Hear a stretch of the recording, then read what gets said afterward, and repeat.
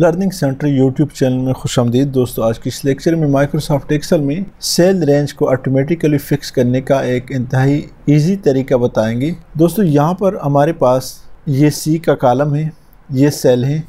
यहाँ पर जैसे हम कुछ टाइप करते हैं तो ये दोस्तों ऑटोमेटिकली ऑटो फिट नहीं होता, बल्कि यहाँ से हम इसको फिर दोस्तों मैनुअली फिट करते हैं।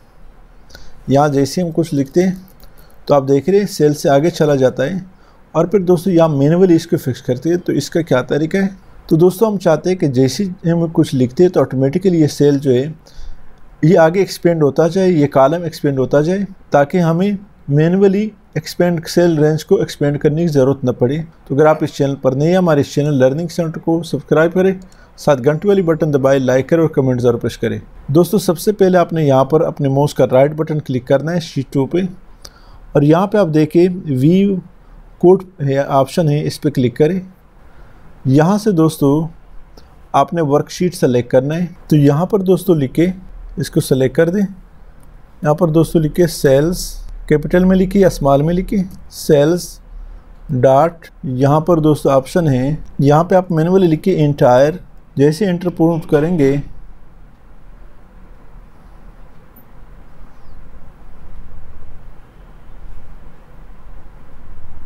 इंटायर कॉलम का यहाँ पे ऑप्शन है, और डॉट दोबारा पुट करें फुल कॉलम, ऑटो फिट। तो अब दोस्तों आपने यहाँ पर कुछ नहीं करना है, सिर्फ यहाँ फाइल में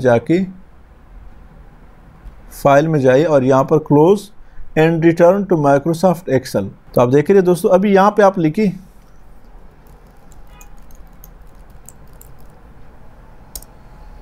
तो आप देख रहे हैं जैसे हमने एंटर किया तो ऑटोमेटिकली सेल रेंज एक्सपेंड हो गया। तो यही दोस्तों मेन मकसद है इसका। यहाँ पे मैं लिखता हूँ, ये आप देखिए जैसे मैं एंटर किया तो ऑटोमेटिकली एक्सपेंड हो जाता है। यहाँ लिखता हूँ अकॉर्डिंगली, एंटर करें तो सेल रेंज एक्सपेंड हो जाता है। अ फ्रूटफुल रिजल्ट, ऑटोमेटिकली दोस्तों एक्सपेंड हो जाता है आपका सेल। तो यही दोस्तों ये जो कोड ये कोड मैं आपको डिस्क्रिप्शन में भी दे देता हूँ, आप इसको इजीली अप्लाई कर सकते हैं। फिर भी अगर किसी किस्म का इशू है, यहाँ पे मैं एक और अप्लाई कर लेता हूँ।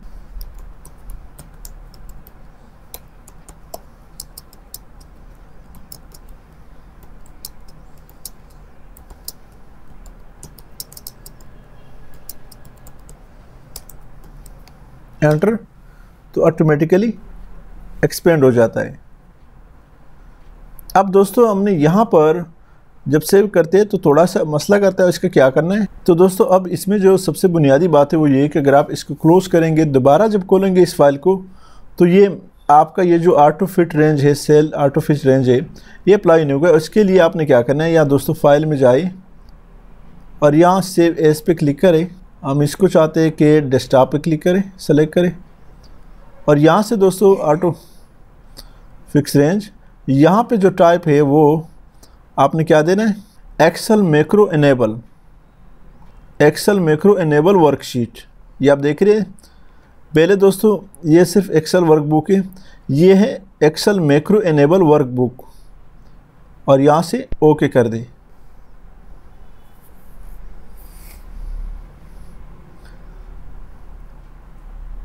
यहाँ पर दोस्तों हमने ओपन किया, यहाँ इनेबल कंटेंट, यहाँ पर दोस्तों लिखे एंटर, तो ऑटोमेटिकली एक्सपेंड हो जाता है। यानी फाइल में जाके वहाँ पर मैक्रो एनेबल टाइप सेलेक्ट करना मस्ट है, अदरवाइज़ ये काम नहीं करेगा दोबारा ओपन करने में। तो उम्मीद है दोस्तों आज की इस लेक्चर की समझ आई है। डिस्क्रिप्शन में आप इसके कोड ज़रूर देख सकते हैं।